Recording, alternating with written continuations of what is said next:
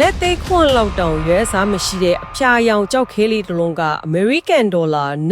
25.6 တန်းနဲ့အယောင်းအဝယ်ချွတ်သွားတယ်ဆိုတာစဉ်းစားကြည့်အောင်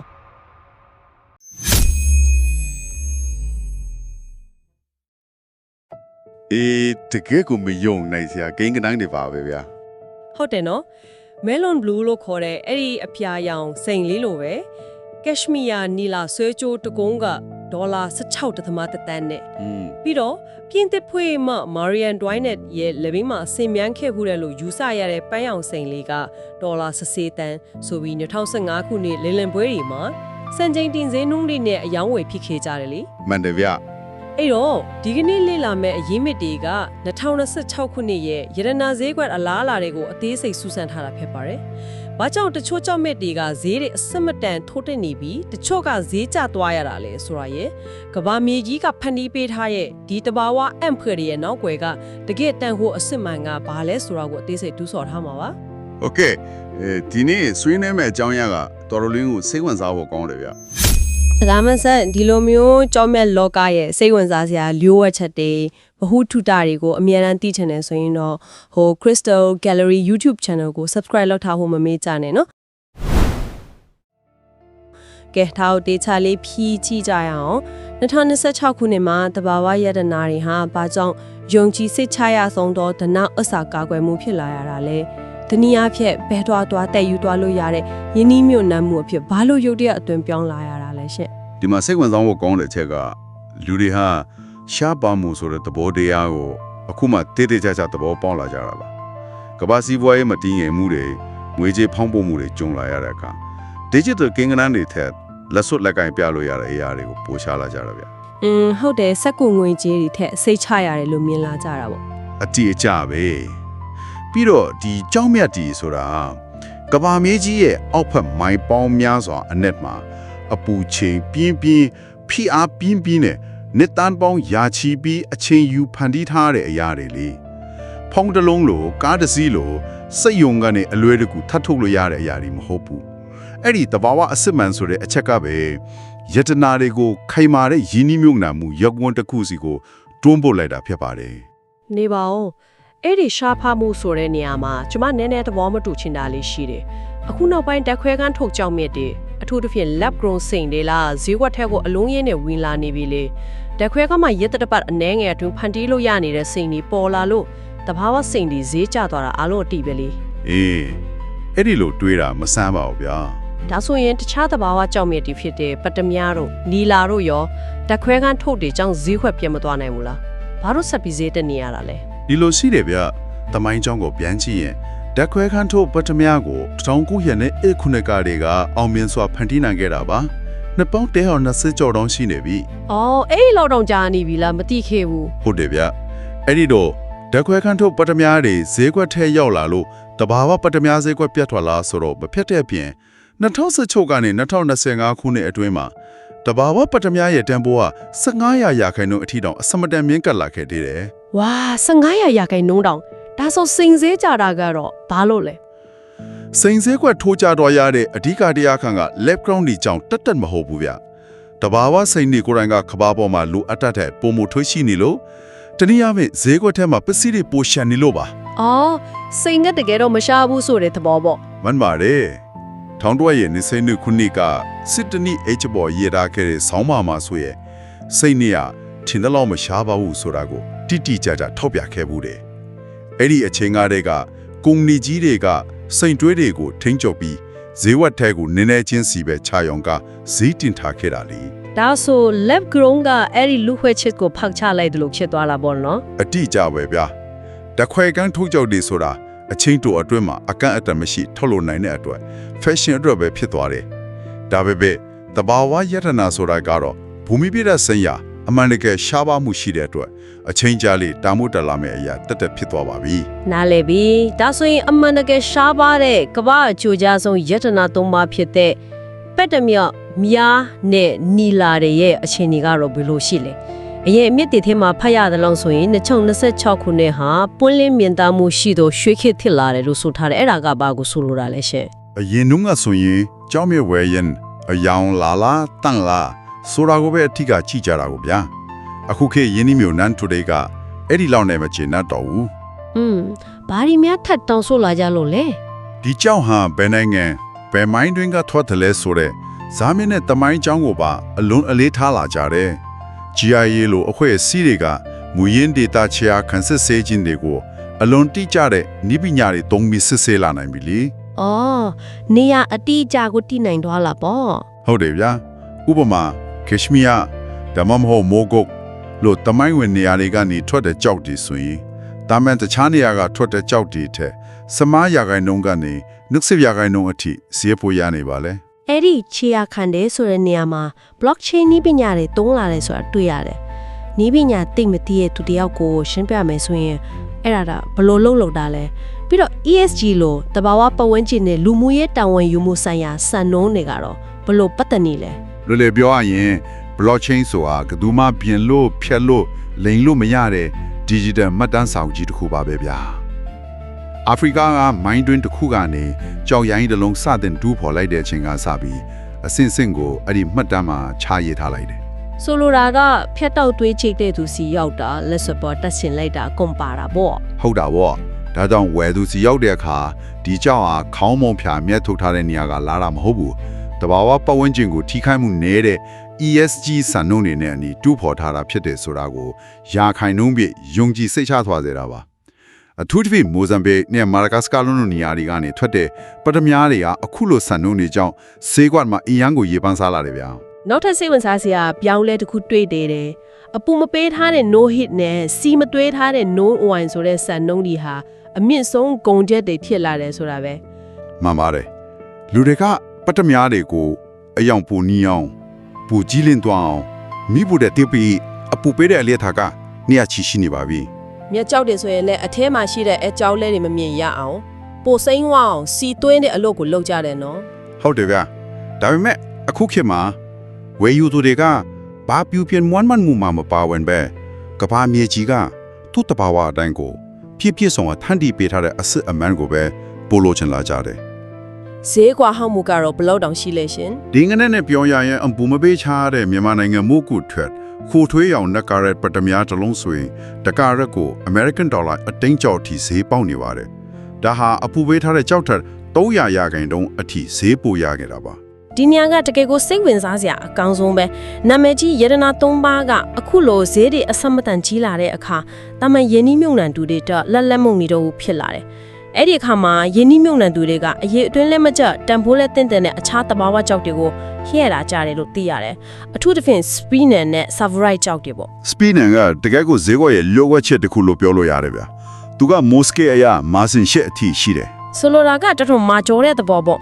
ဟုတ်ကဲ့ဖန်ခွက်ကိုတောင်ချစ်လူရလောက်ကောင်မာကျော်ပြီးနေစဉ်ဝစ်စင်ရင်တောင်ဖုံးတယ်တောတယ်နဲ့ပုတ်တိုင်ပြီးလို့အလွယ်တကူဆင်းရမထင်ဘူး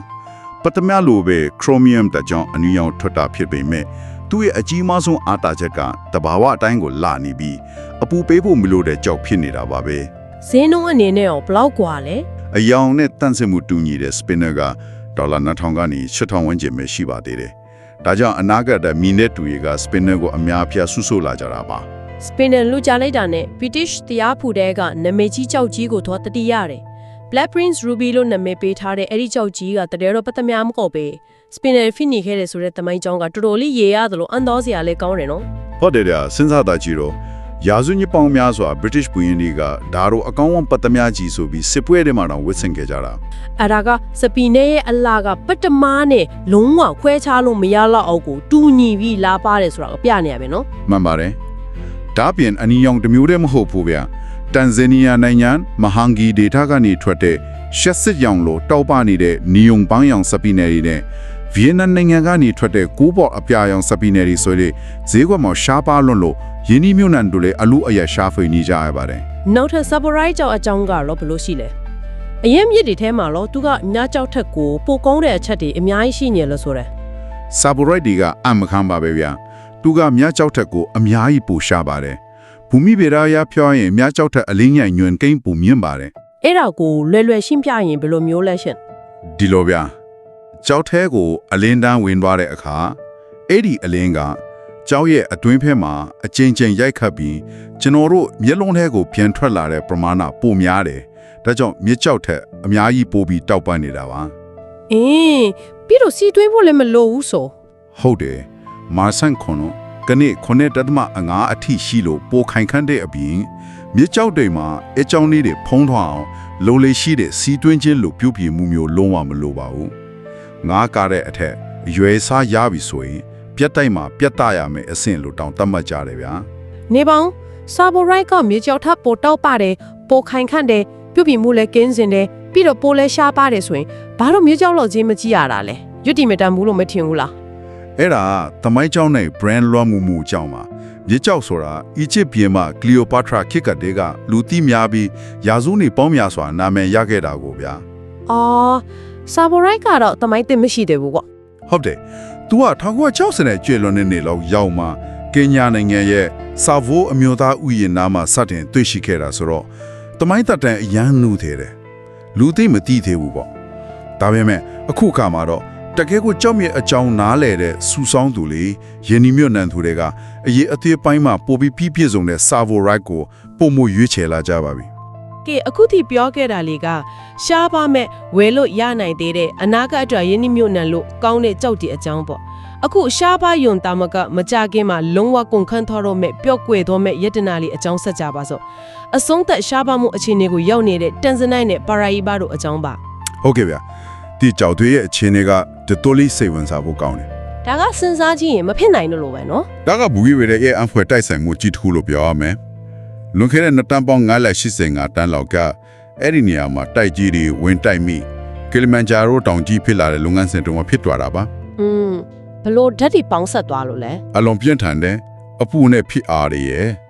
ဗနေဒီယမ်လို့ခေါ်တဲ့ဓာတ်တူအချို့အစားအတိအကျပေါင်းဆက်သွားမှုတွေရဲ့အကြောင်းဒီအပြာရောင်ကြောင့်မဲ့လီတွေဖြစ်ပေါ်လာတာပါအဲ့ဒီလိုတိုက်ဆိုင်မှုမျိုးကဘာမီရဲ့တခြားဘယ်နေရာမှာထပ်မရှိတော့ဘူးလို့ပြရှင်တွေကဆိုပါတယ် ဟဲဒါဆိုမကြခင်ကုန်လာတော့မှာပေါ့ ဟုတ်တယ်ဗျပြဿနာကအဲ့ဒါပဲနောက်ထပ်အနည်း20ဒါမှမဟုတ်30အတွင်းမှာအဲ့ဒီ14ကီလိုမီတာပတ်လည်တွေကကြောက်တွေလုံးဝကုန်ခန်းသွားရမယ်ဆိုတာပါပဲဒါကြောင့် Tanzanite 1လို့ကုမ္ပဏီကြီးတွေဟာ Farmonode လို့အာကာသရက်က Q2 နီးပညာတွေ Blockchain နီးပညာတွေကိုအသုံးပြုပြီးကြန့်ရှိနေတဲ့အန်တရယ်များလာတဲ့တူးဖော်မှုတွေကိုအစွန်းစနစ်တကျနဲ့အလေးလွဲမရှိအောင်ထိန်းချုပ်လှုပ်ဆောင်နေရပါပဲ နောက်တစ်ခုကပါရာအီဘာတောင်းမလန်သူ့ရဲ့အယောင်ကတကယ်ကိုမော်ဆန်လေရေကူးခန့်တဲ့ရေဖြားဖြောလေးကိုနီအောင်ဖြတ်ထိုးလိုက်တယ်လို့တောက်ပနေတာမျိုး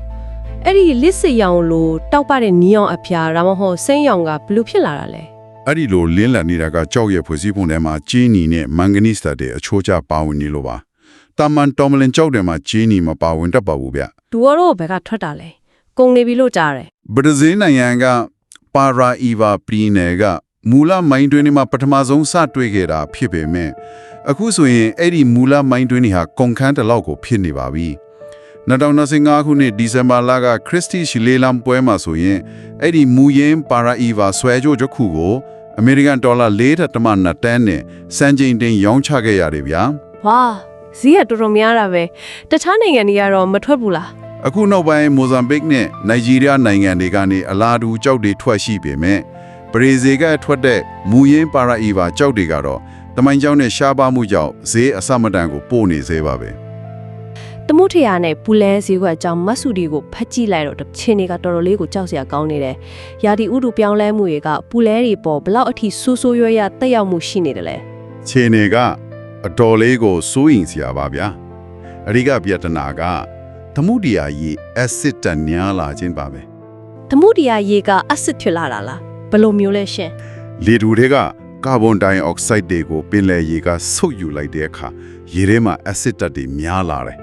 ကမခေါင်လေးတွေသူတို့ရဲ့အခွန်နဲ့ပလဲကိုတိဆောက်မဲ့ကယ်လ်ဆီယမ်ဓာတ်တွေကိုအဲ့ဒီအက်ဆစ်ကပျော့ဝင်သွားစေပြီးစားပစ်လိုက်တာပါကမကောင်လေးတွေရှင်းတန်းဖို့တောင်အရင်ခက်ခဲလာတယ်ဗျာ ။ဒုက္ခပါပဲ။အဲ့ဒါကြောင့်ပလဲတွေရှာသွားတာလား အဲ့ဒါဖြင့်ကိုဗစ်စတိကရာကကမ္ဘာအတွင်းမှာပလဲမွေးမြူရေးလုပ်ငန်းတွေလုံးဝရပ်တန့်ခဲ့ရတဲ့အတွက်ဈေးဝက်ထဲမှာ3နှစ်ခနဲ့9နှစ်အထိပလဲအစ်စ်မထွက်တဲ့ပျောက်ဆုံးသွားသောမျိုးဆက်တစ်ခုဖြစ်ပေါ်ခဲ့ပါတယ်။တက်ရှိတွေကဖန်တီးရတာဖြစ်လို့စက်ယုံလိုချက်ချင်းပြန်လဲပတ်လို့မရပါဘူး။အချင်းယူပေးပြန်မွေးမြူရတာပါ ။ဒါဆိုရင်ဒါတွေအလုံးကဘာကိုဆိုလိုတာလဲ။တဘာဝပတ်ဝန်းကျင်ပစ္စည်းမှုကြောင့်ထွရှိမှုကနေသွားလေ။ယာဒီဥရုကြောင့်အရေးသွေးကောင်းဟောကလည်းခက်ခဲလာတယ်ဆိုတော့ ဈေးကွက်ထဲမှာအရေးသွေးမြင့်ပလဲတွေကရှားပါသွားပြီပေါ့ ဒါကဘာကိုဖြစ်တော်စီလဲဆိုတော့အရေးသွေးအလွန်မြင့်မာတဲ့တောင်ပိုင်းပင်လေအကိုရနဲ့